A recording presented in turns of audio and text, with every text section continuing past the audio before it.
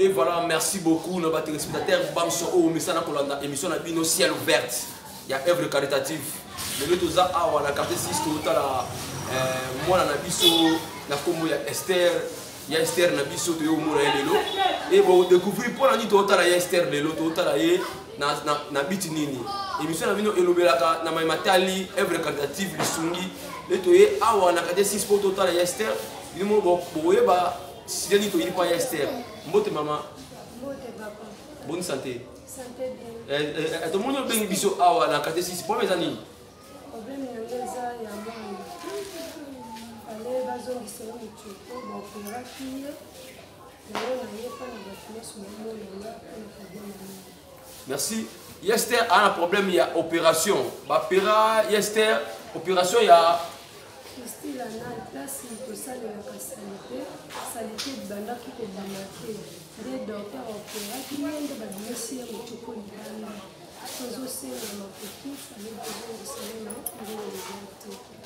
Merci. Esther a un problème, il y a Fistis, bon, on comprend, bon, moi j'ai pas dans un médecin, à la première opération, il y a Moutiopo, et puis de ça, il y a la selle, et ça, awa, vraiment, à ça, il y a combien d'années pour la place? À ça, il y a 4 ans, il y a qui a 6 mois, 6 ans. À ça, il y a 4 ans, vraiment, la maladie, ou en opération. Il y a ça, la selle normale, et pas juste ça, la selle, awa, il y a ça, la selle, il y a ça, la selle, awa. Il y a au moins la station, pas ça, la selle, tout le monde. En tout cas, vous avez vraiment une émission, émission ciel ouverte. Il y a caritatif, œuvre caritative. Vous avez et pas moi c'est la ciel vraiment. Vous avez sachet la valeur combien sachet oyo? Sachet oyo c'est la valeur il y a 200 francs. Il y a une valeur pas même $1 yaya. Bah bon sur vous à partir à poto, à partir il y a monde entier yaya. Avant de pambola, on va business va faire na ceux qui sachet à comprendre que non, il faut amatana sycomore pour amona Christ. Il y a une personne qui va tombola, on va faire na business na osalaga. Il y a soutenir Esther. Azangi vraiment mbongo pour pas somber la même mbongo pour pas somber les poches. Deuxième mbongo pour pas bande la opération na yeba côté muchopo wana na kati akoma ko sala selle normale ndenge yo sala kalanga. Yaya ma conversion dans la Bible zo bana makana na Proverbe chapitre 28 verset 27 qui celui qui donne aux pauvres ne fils qu'un petit rien, ne faut pas la 17. Mais celui qui ferme les yeux est chargé de malédiction. Il y a un soutenir, soit $1, $1, $2, soutenir œuvre et moi, Esther. Tu as la problème, sachez, la valeur, pas même $1, pas même $2.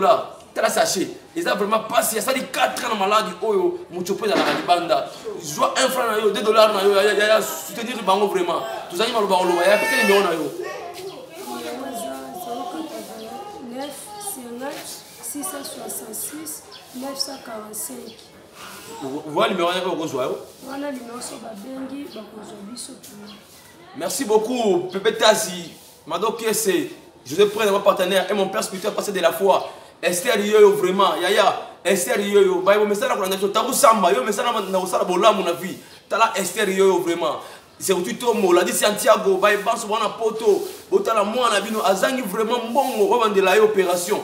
Alors, ça, la maman, sachez, on va faire la Maya au pire. Bah, ça y est, place, on a Oyo Salte Bimaka. Muchopo na di banda, et c'est une opération bandela. Ceux qui ont une opération, il y a $1 na yo, au coup, ben à biso pe, na numéro na biso, il y a œuvre qualitative, de ça, il y a vraiment, et Ali, please, 243, 85, 178, 76, 76. Plus 243, 85, 178, 76, 76. Voilà, vous avez biso, vous avez œuvre caritative, vous avez de l'Éternel Serge Bolo, vous avez biso. Mais, oh, ya, vous avez ezali, plus 243, 89, 50, 66, 945. Voilà, vous avez maman na biso. En tout cas, il y a une émission na biso, comme presque à la fin, il y a une émission na biso, œuvre caritative, c'est ouvert. Il y a Jacques chapitre 1er, verset 2 pour essayer de visiter votre malade, votre orphelin, merci beaucoup. À la prochaine occasion, parce que la fin de l'émission, merci de vous brancher la chaîne TikTok, à la prochaine occasion. Bye.